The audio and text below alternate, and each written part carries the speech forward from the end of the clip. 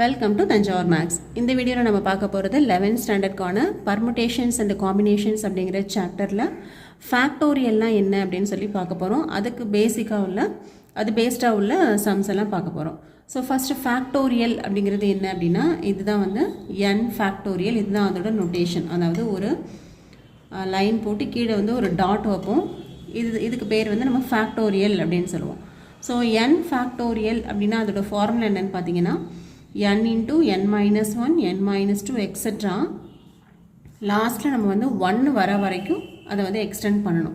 இது நம்ம வந்து சம்ஸ் போடும்போது உங்களுக்கு இந்த ஃபார்முலா வந்து இன்னும் நல்லா கிளியராகவே புரியும். ஸோ n ஃபேக்டோரியலில் வந்து இன்னொரு மாதிரி எப்படி எழுதலாம்னா n into n minus 1 factorial அப்படின்னு எழுதலாம். இது வந்து நம்ம அதிகமான இடத்துல இந்த ரிசல்ட் வந்து நம்ம யூஸ் பண்ணிகிட்டே இருப்போம். ஸோ இது நீங்கள் மகப் பண்ணிக்கோங்க. நெக்ஸ்ட்டு 0 ஃபேக்டோரியலோட வேல்யூ வந்து 1, அதே போல் 1 ஃபேக்டோரியலோட வேல்யூ வந்து 1 தான். ஸோ இதெல்லாம் வந்து ஃபேக்டோரியலில் நம்ம ஆரம்பத்தில் நம்ம தெரிஞ்சுக்க வேண்டிய முக்கியமான ஃபார்முலாஸ். ஓகே, ஃபார் எக்ஸாம்பிள் இப்போ நீங்கள் 7 ஃபேக்டோரியல் அப்படிங்கிறது எப்படி எழுதலாம்னா, இப்போ நம்ம n into n minus 1, n minus 2 அப்படி எழுதியிருக்கோம் இல்லையா, அதுக்கு என்ன மீனிங்காக 7 ஃபேக்டோரியல் அப்படிங்கிறத 7 into 7 minus 1, 7 minus 2, 7 minus 3, 7 minus 4, 7 minus 5, 7 minus 6 இது வரைக்கும் எழுதலாம். தட் இஸ் அப்போ 7 ஃபேக்டோரியல் அப்படிங்கிறது என்ன வரும் அப்படின்னு பார்த்தீங்கன்னா 7 into 6 into 5 into 7 minus 3 4, 7 minus 4 3, 7 minus 5 2, 7 minus 6 1. So இதுதான் இந்த n ஃபேக்டோரியல்ங்கிற ஃபார்முலாவுக்கு ஒரு எக்ஸாம்பிள். ஓகேவா? அப்போ ஃபேக்டோரியல் கேட்டிருந்தாங்க. இப்போ 7 ஃபேக்டோரியல்னு கேட்டால் 7ல் ஸ்டார்ட் பண்ணி 1 வரைக்கும் நீங்கள் வந்து மல்டிப்ளை பண்ணிகிட்டே இருக்க வேண்டியதான். சப்போஸ் இப்போ வந்து நமக்கு 4 ஃபேக்டோரியல் அப்படின்னு கேட்டாங்கன்னா 4 cross 3 cross 2 cross 1. ஸோ என்ன நம்பர் கொடுக்குறாங்களோ அதோட ஃபேக்டோரியலுக்கு நம்ம என்ன பண்ணணும்னா அந்த நம்பரில் ஸ்டார்ட் பண்ணி 1 வரைக்கும் நம்ம வந்து அந்த மல்டிப்ளிகேஷனை கண்டினியூ பண்ணணும். இதுதான் அதோட மீனிங். இந்த பேசிக் கான்செப்டை யூஸ் பண்ணி தான் நம்ம இப்போ அடுத்த எக்ஸாம்பிள் சம்ஸ் எல்லாமே வந்து பார்க்க போகிறோம். ஸோ ஃபஸ்ட்டு நம்ம வந்து எக்ஸாம்பிள் சம்ஸ் போயிடலாம். So first example, that is example 5 வந்து என்னென்னா 5 ஃபேக்டோரியல் எவால்வேட் அப்படின்னு சொல்லியிருந்தாங்க. ஸோ 5 ஃபேக்டோரியல் அப்படின்னா நம்ம எப்படி எழுதலாம், 5 into 4 into 3 into 2 into 1 அப்படி எழுதலாம். ஓகே, ஸோ இதை வந்து மல்டிப்ளை பண்ணிங்கன்னா 5 4s are 20, 20 into 3 60, 60 into 2 120 அப்படின்னு சொல்லி ஆன்சர் கிடைக்கும். ஓகேவா? Next 7 factorial. ஸோ 7 ஃபேக்டோரியல் அப்படின்னா 7 into 6 into 5 into 4 into 3 into 2 into 1. So இதை ஃபுல்லாக மல்டிப்ளை பண்ணிங்க அப்படின்னு சொன்னால் 7 6 are 42 into 5 4s are 20 into 3 2s are 6 அப்படின்னு சொல்லி கிடைக்குது. அப்போ 42 into 6 2s are 20, that is 120. இதை மல்டிப்ளை பண்ணோன்னா 2 2s are 4, 4 2s are 8, 1 2 is 2, again 1 4 is 4, 4 8 plus 2 0, 10 0 balance 1 5, இங்கே லாஸ்ட்டில் உள்ள 0. ஸோ இதோட ஆன்சர் வந்து என்னென்னா 5040 அப்படின்னு சொல்லி கிடைக்குது. நெக்ஸ்ட்டு 7 ஃபேக்டோரியல் மைனஸ் 5 ஃபேக்டோரியல் அப்படின்னு கேட்டிருக்காங்க. 7 ஃபேக்டோரியலோட வேல்யூ வந்து 5040 இப்போ தான் நம்ம கண்டுபிடிச்சோம். மைனஸ் 5 ஃபேக்டோரியல் அப்படின்னா வந்து 120. இந்த ஆன்சரை நம்ம வந்து கண்டுபிடிச்சிட்டோம். ஸோ இப்போ மைனஸ் பண்ணி பார்க்கலாம். இதில் 120 போயிடுச்சுனாக்க 4 minus 2 2, இங்கே வந்து 10 ஆகிடும், இது வந்து 4 ஆகிடும். 10ல் 1 போயிடுச்சுனாக்க 9, இங்கே வந்து 4ன்னு கிடைக்கும். தட் இஸ் 4920 அப்படின்னு சொல்லி கிடைக்குது.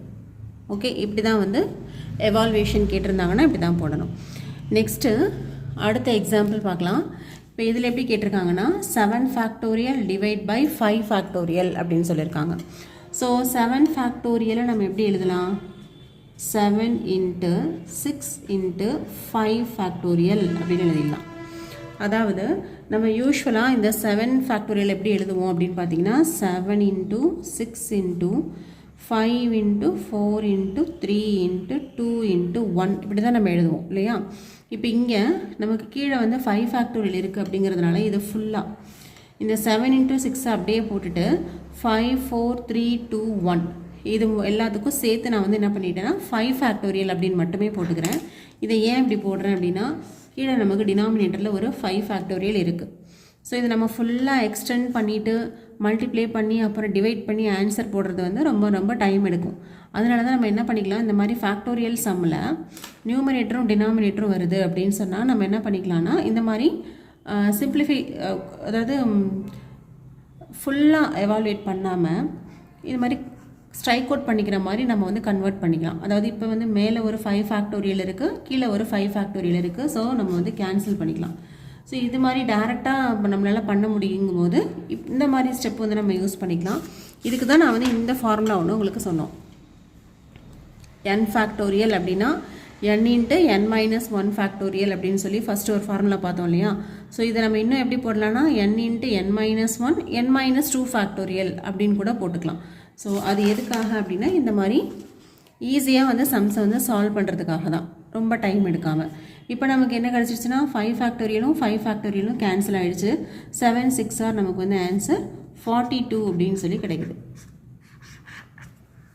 ஓகே, ஸோ இதான் வந்து ஃபஸ்ட்டு சம். இதில் இன்னொரு சம் கொடுத்துருக்காங்க, that is 12 factorial divide by 10 factorial 2 ஃபேக்டோரியல்னு கொடுத்துருக்காங்க.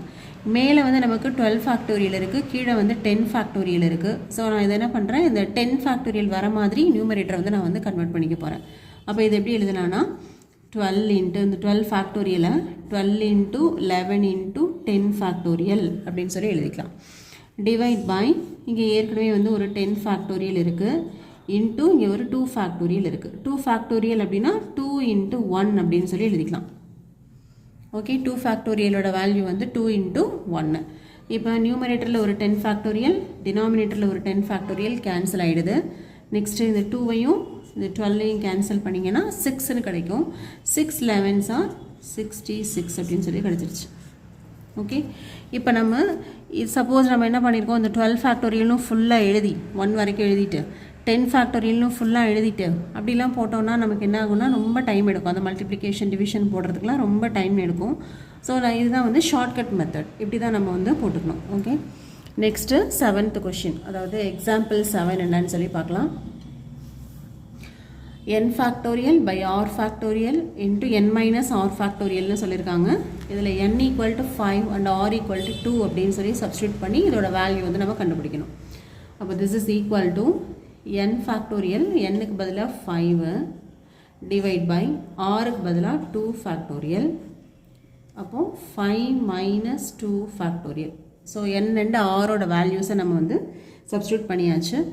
அப்போது இது என்ன வரும் அப்படின்னா 5 factorial divide by 2 factorial into 3 factorial அப்படின்னு வருது.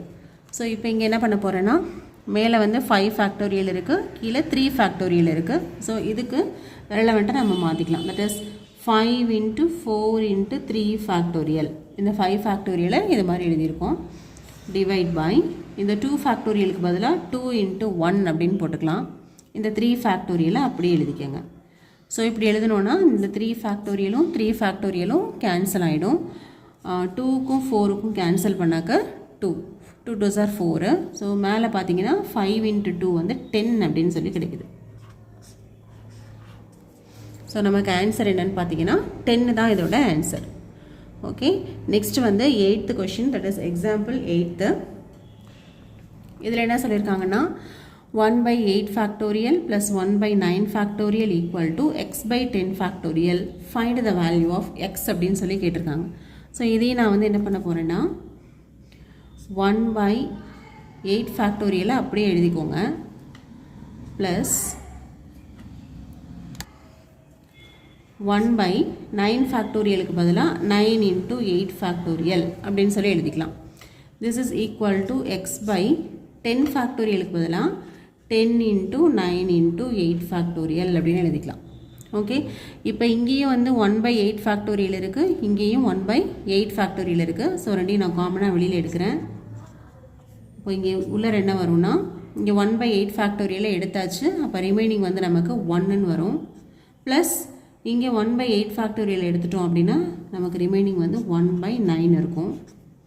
திஸ் இஸ் ஈக்குவல் டு, இப்போ இங்கேயும் வந்து நமக்கு வந்து 1/8 ஃபேக்டோரியல் இருக்குது. ஸோ அதையும் எடுத்துடலாம். இன்ட்டு x/9 இன்ட்டு 10 அப்படின்றது. ஓகே, இப்போ ஈக்குவல்ட்டுக்கு இந்த பக்கமும் ஒரு 1/8 ஃபேக்டோரியல், இங்கேயும் ஒரு 1/8 ஃபேக்டோரியல் இருக்குது. ஸோ நம்ம வந்து கேன்சல் பண்ணிடலாம். கேன்சல் பண்ணிவிட்டு ரிமைனிங் பாருங்கள். இப்போது இது வந்து 9 × 1 9 + 1 10. இப்போ 10/9 ஈக்குவல் டு x/9 × 10 அப்படின்னு கிடைக்குது. நமக்கு வந்து எக்ஸோட வேல்யூ மட்டும்தான் வேணும். அப்போ இங்கே டினாமினேட்டரில் இருக்கிறத இங்கே நியூமரேட்டருக்கு கொண்டு வந்துடலாம். அப்போ 10 × 9 × 10 /9 ஈக்குவல் டு எக்ஸு.